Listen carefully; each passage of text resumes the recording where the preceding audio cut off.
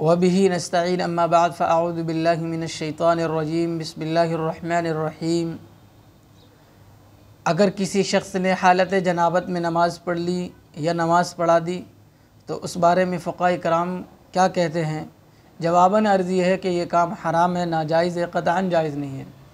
अलबत्ता अगर उसने ये काम ख़तअन किया है, निस्यानन किया है, तो हज़रत फ़ुक़हा कराम, उलमा कराम इसके बारे में ये लिखते हैं कि इस नमाज़ को दोहरवाया जाएगा और इस नमाज का इआदा लाजिम होएगा कि वो इमाम किसी दूसरी वक्त की नमाज में ऐलान करें कि जो है जिसने उस नमाज में जिस नमाज में भी उसने ऐसा काम किया है उसका ऐलान करे कि वो उस नमाज का इआदा कर लें, तो वो इमाम बरियु ज़िम्मा हो जाएगा।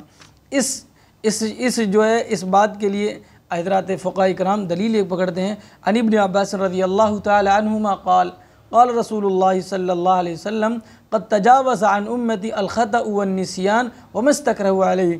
यानी कोई चीज़ जो है आमदन न की जाने वाली, भूले से हो जाने वाली या जो है निस्यानन हो जाने वाला काम जो है माफ़ है, इसलिए उस नमाज का इआदा लाजिम है। बाकी जो है मसला अगर जानबूझ के कर रहा है तो उस पर जो है उसका बड़ा ख़तरा है उसके ईमान के लिए, और मुमकिन क्या बल्कि जो है अगर जानबूझ के कर रहा है तो वो काफिर है, वो फ़ौरन कुफ्र तक पहुंच जाएगा। अल्लाह ताला हम सब को कुफ्र से बचाए, निफाक से बचाए और सही जो है हमें दीन की इत्तिबा की तौफीक से माला माल फरमाए।